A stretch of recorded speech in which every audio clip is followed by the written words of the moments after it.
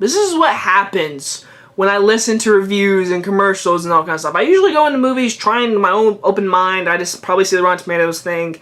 But before this movie came out, I heard like a month before, I heard this movie was awesome. Like, I heard this was an awesome movie. It's going to be great. It's going to be one of the best movies of the year.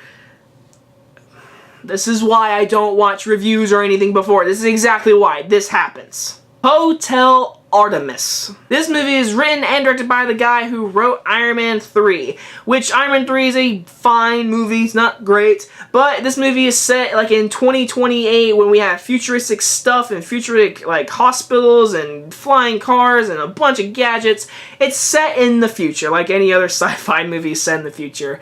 And so Sterling K. Brown is a guy who's robbing a bank. His brother gets shot, and so he takes him to this hotel, which is called Hotel Artemis, which is meant for burglars, like crooks, anyone just not a good person. They go here, they check in with their wrist, they pay memberships, and they get healed up without the police coming in or nothing, and they have strict rules. You can't kill anyone in here, you can't do this, you can't do that. It's pretty much, you get in there, you get healed up, you leave, you can do whatever you want. But in this hotel, you have rules, which is run by Jodie Foster and Dave Bautista, who steals this movie. Jodie Foster and Dave Bautista are the best two characters in this entire movie, and Sterling K. Brown, but those two have the best relationship in this entire movie. So what this movie just, I thought it was gonna be a lot more. The trailers make it look actiony. It's not really an action movie. Yes, there is a few action scenes, there's intense scenes, but I feel like with this style of the directing and the dialogue and the story and what they were in, the situation, they could have done so much more, but they stuck to little. And I feel like this little could have been bigger and a little bit better. And I know bigger doesn't always mean better. That's the truth. It's always the truth. Bigger doesn't mean better. But for this movie, it needed something. It needed a bigger moment. It needed something. I mean, you got this kind of cast, and you don't get deep with all these characters. I mean, really the only one you care for is Jodie Foster, Dave Bautista, and Sterling K. Brown. Everyone else you give two shits about. I mean, you care about no one.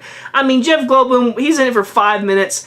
He's awesome, but you don't really, he's supposed to be menacing. You don't feel menaced by him. He has one really good line, but you don't feel like he's frightening or menacing at all. But the style and all that kind of stuff, the directing is good, and the dialogue is slick, it's good, it's clever. I mean, Charlie Day's in this movie, he gives a very just performance. He's a little overboard at times, I will admit, but it was fun. Like, he was fun. It looked like he was having fun with this role. Everyone else taking it more serious in a tone and a character development. Like, Jodie Foster has a background story that you learn bits by bits in the entire movie, but you cared for her because they did a really good job with her.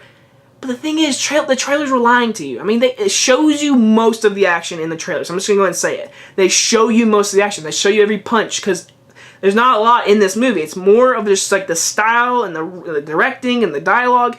It's really good. It's just, I feel like they could have done so much more with it.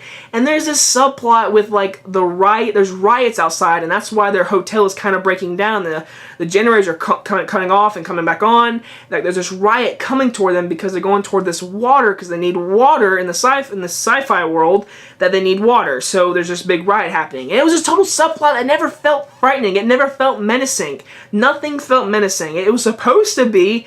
I didn't feel that, though, because I didn't care about any characters. The only one I cared about was Jodie Foster, Dave Bautista.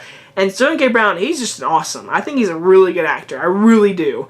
But overall, Hotel Artemis had good directing, a good cinematography, a good setting, style. Like, it had the parts to make a great movie, but I feel like they could have done so much more. But I am going to give it a low B-. I enjoyed a lot of what is in the movie.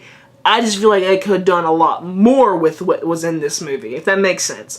Anyway, guys, if you guys enjoyed this review, and I'll see you guys on the next one. Bye-bye.